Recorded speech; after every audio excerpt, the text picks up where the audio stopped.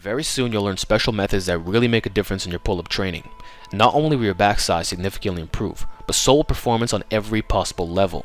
You'll get better at vertical pulls while enhancing general strength. Best of all, the following strategies are simple to do and accessible for most, so enjoy. First of all, you're probably doing pull-ups like this. Full range of motion, squeezing the back, and using a standard tempo. Good, as that's the best way to do it. However, if you want to get the most out of bodyweight pull-ups specifically, as in making them more difficult than you ever thought possible, slow down the rep speed and perform isometrics at lockout. If done correctly, this will challenge even the greatest of pull-up athletes, especially when lower rest intervals are used. I personally recommend 10 by 10, although classic 3 by 10 is great too. But if it's too easy, start adding weights.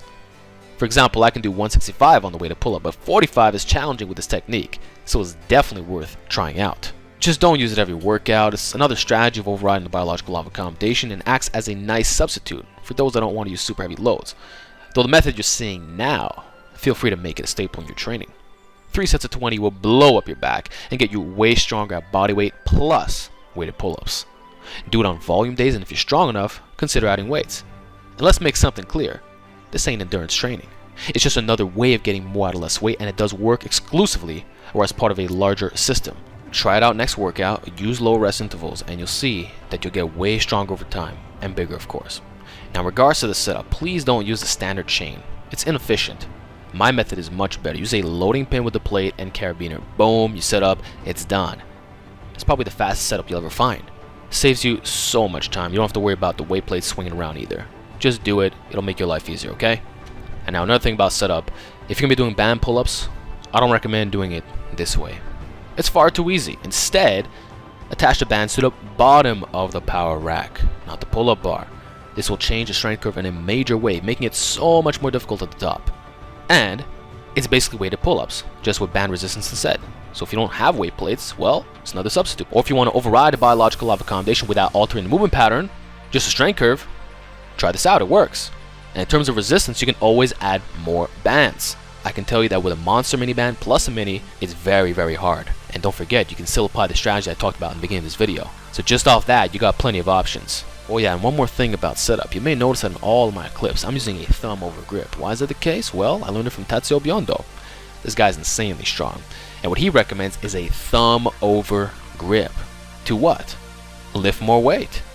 You'd be surprised, but you feel more comfortable. And if anything, you could feel your muscles working more because it enhances the movement pattern, especially when using a wider grip. So I recommend give this a shot. A lot of guys claim that enhances the mind-muscle connection. I don't know how valid that is, but in my experience, you could definitely feel the back more. It's similar to curling with different apparatuses. So try it out, subtle change, but I'm telling you, it makes a difference. And then finally, in regards to strength training strategies, just want to share some basic little techniques that you could do here. What I'm showing you right now is high sets, low reps. I've talked about this before, and someone who really made this popular in the mainstream is David Goggins.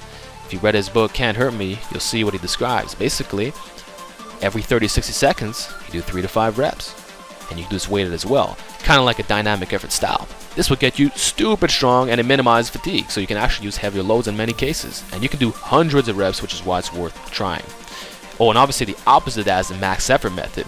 And a popular system that combines max effort with dynamic effort is Westside. But guess what? You don't have to limit it to the power lifts.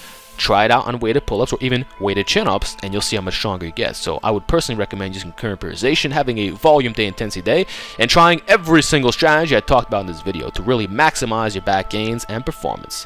So that's my advice. Hope you learned something. Give me your feedback down below. Let me know if you want a part 2, and I will see you around.